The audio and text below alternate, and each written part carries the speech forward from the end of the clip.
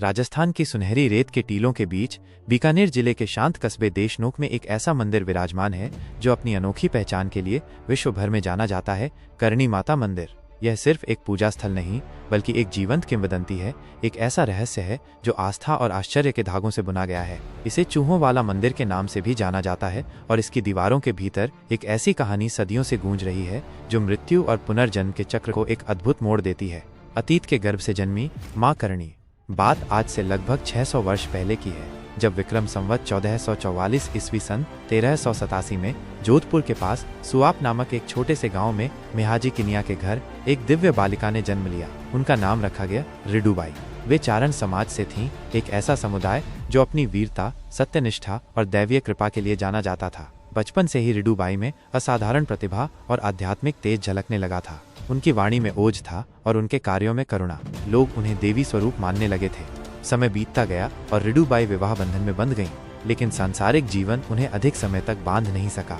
उनके भीतर वैराग्य की भावना प्रबल थी और वे जल्द ही सांसारिक मोह माया त्याग कर ध्यान और योग में लीन हो गईं। उन्होंने अपना जीवन लोक कल्याण और आध्यात्मिक साधना के लिए समर्पित कर दिया। उनकी तपस्या और सिद्धियों के कारण उनकी ख्याति दूर दूर तक फैलने लगी। मान्यता है कि वे मां दुर्गा की अवतार थीं, जिन्होंने धरती पर मानव रूप में जन्म लिया था। करणी माता का प्रभाव केवल आध्यात्मिक जगत तक ही सीमित नहीं था। उन्होंने तत्कालीन रियासतों, विशेषकर बीकानेर और जोधपुर की स्थापना में महत्वपूर्ण भूमिका निभाई। राव बीका, जिन्होंने बीकानेर की नींव रखी, और राव जोधा, जिन्होंने जोधपुर को बसाया, दोनों ही करणी माता के अनन्य भक्त थे और उनसे मार्गदर्शन प्राप्त करते थे। करणी माता ने उन्हें आशीर्वाद दिया और उनके राज्य की समृद्धि के लिए प्रार्थना की। उनकी सलाह और आशीर्वाद ने इन शासकों को अपने अपने राज्यों को सुदृढ़ करने में महत्वपूर्ण योगदान दिया। मृत्यु का चक्र और चूहों की रहस्यमय कथा।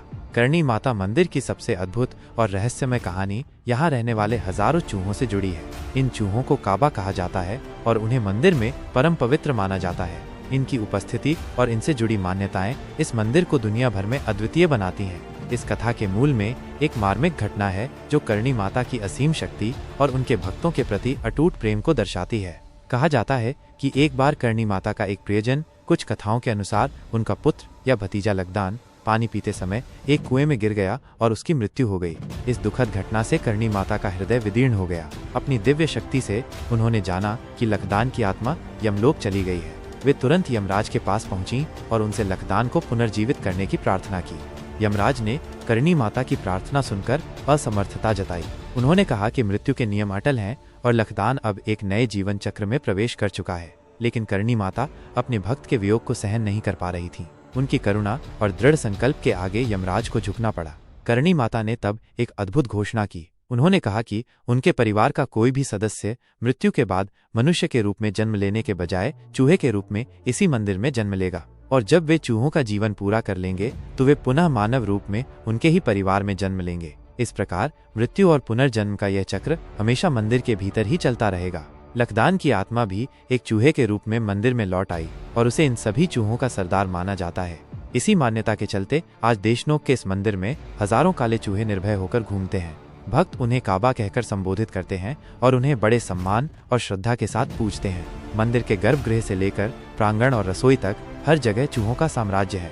वे भक्तों के पैरों के बीच से गुजरते हैं, उनके चढ़ाए हुए प्रसाद को खाते हैं और मंदिर के वातावरण में एक अद्भुत और अलौकिक दृश्य उपस्थित करते हैं। मंदिर की अद्भुत विशेषताएं और भक्तों की अटूट आस्था। करणी माता मंदिर केवल चूहों की उपस्थिति के कारण ही अनोखा नहीं है, बल्कि इसकी कई अन्य विशेषताएं भी इसे विशेष बनाती हैं। चूहों का सम्मान। मंदिर में चूहों को किसी प्रकार का नुकसान पहुंचाना घोर पाप माना जाता है। भक्तों का मानना है कि ये चूहे उनके पूर्वज हैं, इसलिए उनका पूरा ध्यान रखा जाता है। मंदिर के कर्मचारियों द्वारा उन्हें नियमित रूप से दूध, अनाज और अन्य खाद्य पदार्थ खिलाए जाते हैं। उनके लिए विशेष बर्तन रखे गए हैं। सफेद चूहों का दर्शन। मंदिर में काले चूहों के बीच कभी कभी 1 या 2 सफेद चूहे भी दिखाई देते हैं। इन सफेद चूहों को करणी माता का ही रूप माना जाता है और इनका दर्शन अत्यंत शुभ माना जाता है। भक्तों का मानना है कि यदि किसी को सफेद चूहा दिख जाए तो उसकी मनोकामना अवश्य पूरी होती है। इन दुर्लभ दर्शनों के लिए भक्त घंटों इंतजार करते हैं। शुभ संकेत। यदि कोई चूहा किसी भक्त के ऊपर चढ़ जाए तो इसे बहुत ही शुभ संकेत माना जाता है। भक्त इसे देवी माँ का आशीर्वाद मानते हैं। प्रायश्चित। यदि किसी भक्त से गलती से कोई चूहा मर जाए तो उसे प्रायश्चित के रूप में चांदी या सोने का चूहा बनवाकर मंदिर में चढ़ाना पड़ता है। यह प्रथा चूहों के प्रति भक्तों के गहरे सम्मान और जिम्मेदारी को दर्शाती है।